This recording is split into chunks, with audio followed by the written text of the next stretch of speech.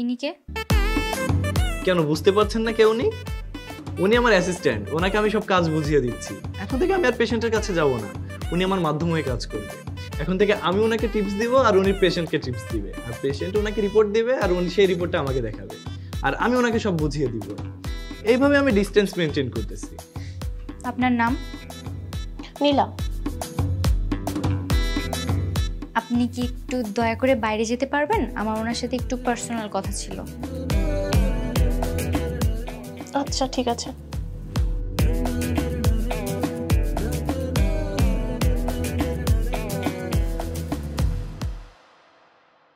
তো এখন বলুন কি খবর আপনার?